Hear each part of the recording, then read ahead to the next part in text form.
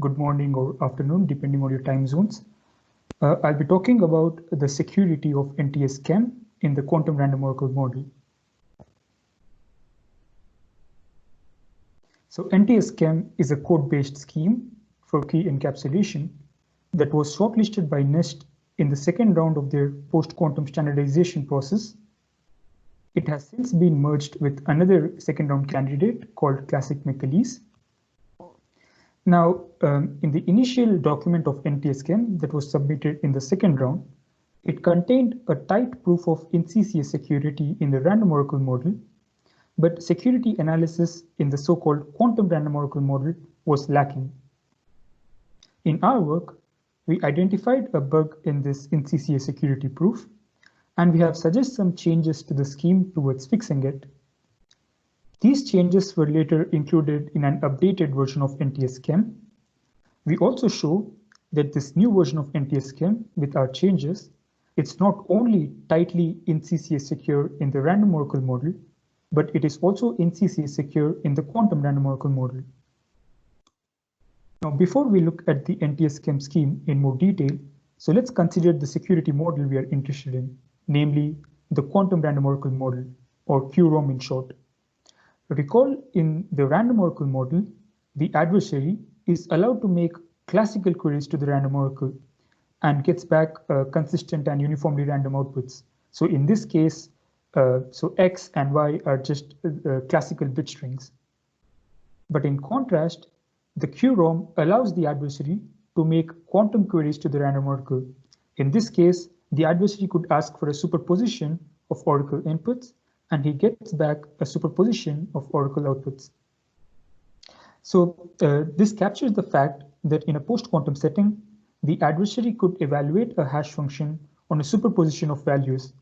And by doing so, it allows the adversary to find the collisions in a hash function in a more efficient manner. So QROM is an appropriate model to analyze security of post-quantum cryptographic schemes.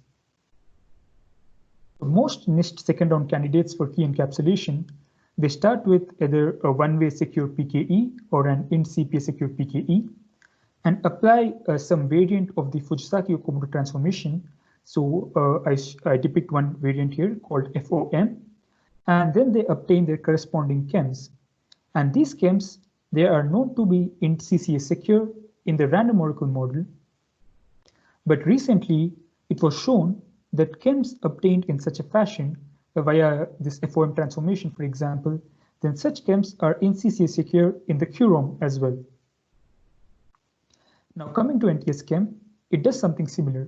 So it starts with a mixture of the McAleese and need-the-writer PKE schemes based on error correcting codes, and it applies an FOM-like transform, I mean not exactly FOM, but something similar to get its final scheme.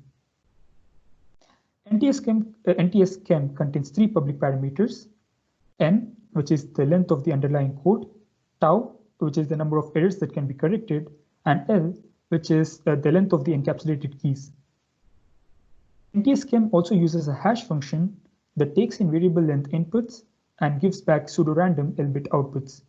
And to formally analyze the security of NTS-KEM, we will be modeling this exact hedge function as a quantum random oracle.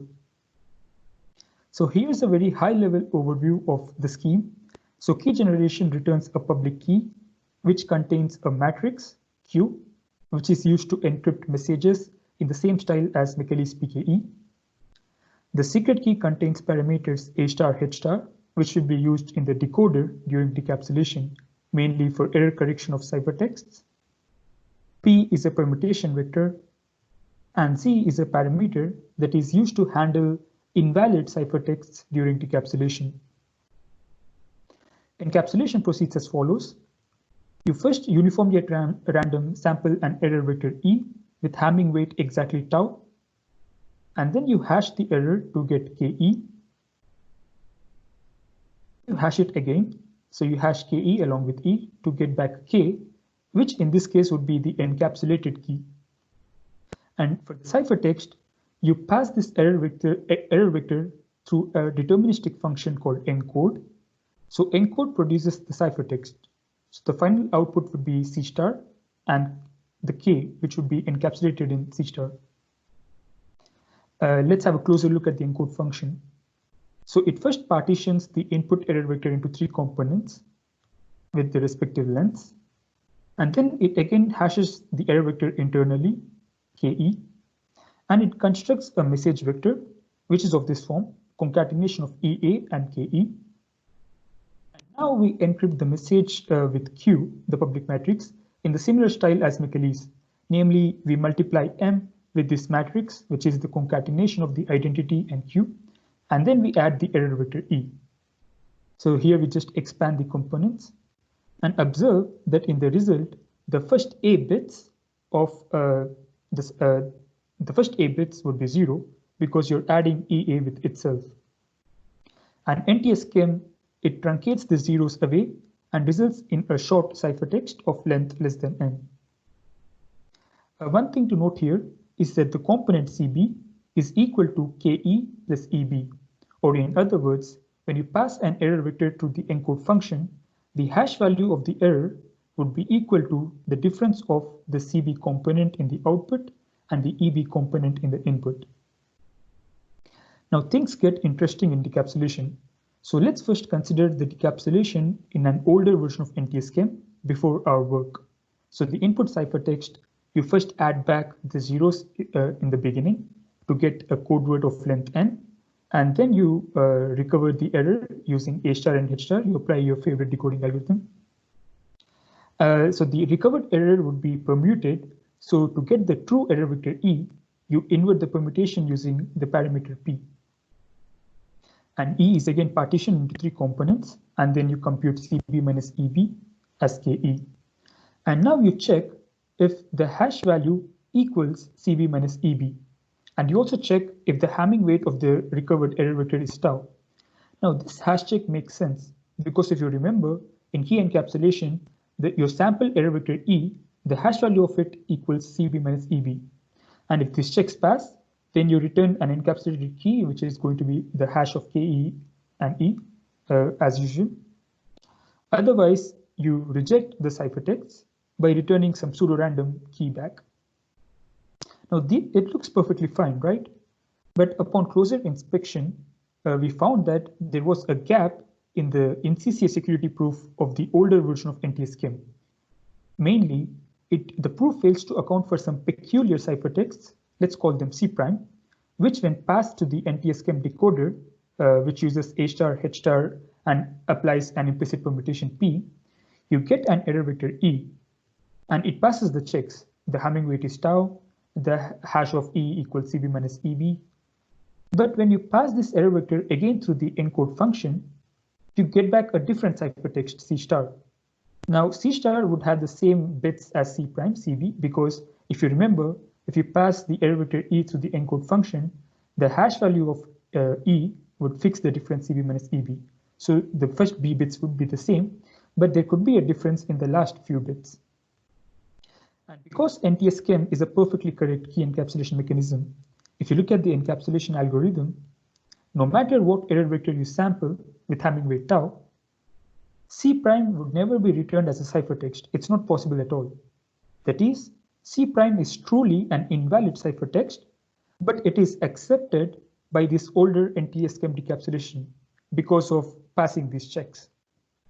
And this could be a problem potentially in the NCCA security game of NTS-KEM.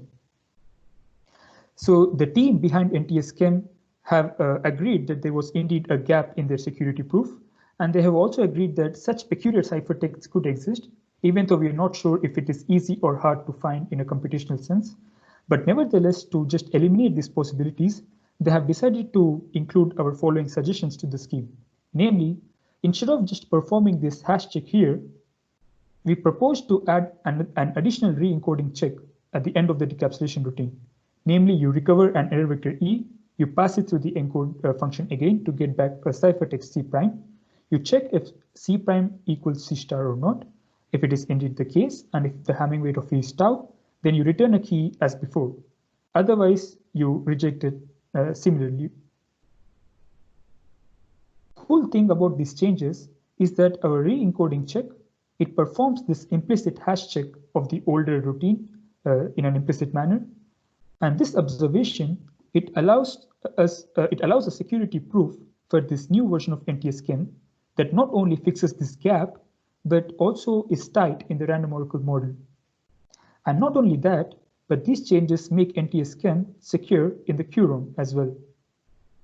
So coming back to this FOM transformation we have discussed before, if you look closely, there is a re-encryption check in the decapsulation routine.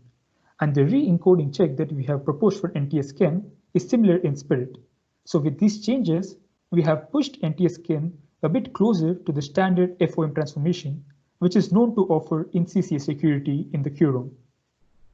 There are some additional similarities as well. For example, both handle invalid ciphertexts during decapsulation in a similar manner. Also to compute encapsulated keys, so both hash the message in a certain sense. But these are just surface level similarities, because if you look closely, there are quite a few significant differences. So in the same comparison, in NTS-KEM, you don't hash the message exactly. So the message, if you recall, is of the form EA concatenated with KE.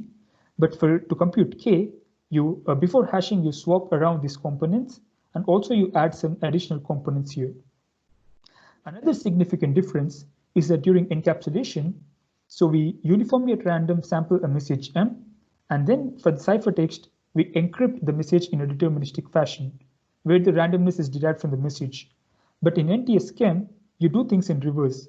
You first sample an error vector, which, if you recall, is the randomness used in the McAleese type encryption of messages, and then you derive your message from the randomness.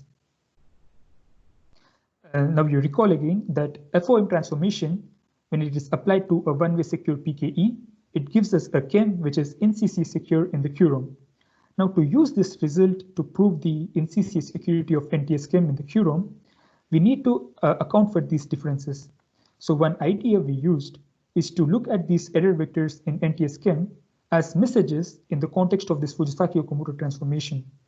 But by doing so, we would need to work with a security notion that is similar to one-wayness of PKEs, but it holds for schemes that mainly work with error vectors. And that's exactly what we did.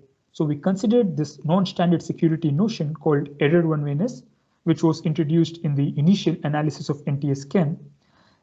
This non-standard notion, it's quite specific to code-based KEMs that use error vectors for key encapsulation. So in this work, we showed that if NTS- is error one-way secure, then NTS-KEM scheme as a whole is in-CC secure in the quantum random oracle model. So NTS- it's a variant of NTS-KEM. So the only difference is that during encapsulation, we don't use hashing anywhere at all. So for example, in NTS-KEM, you first hash the error vector E, but in NTS-, you uniformly at random sample an L-bit string RB, which is actually the final encapsulated key, as in contrast to NTS-KEM, where you do another level of hashing. So in essence, we are decoupling random oracles from the scheme using NTS-. And the error one-wayness notion works as follows. So in the game, so you first do an encapsulation by sampling an error vector to get back a key and a ciphertext. You give the ciphertext to the adversary, and he wins the game if he can guess the error vector E that was used for encapsulation.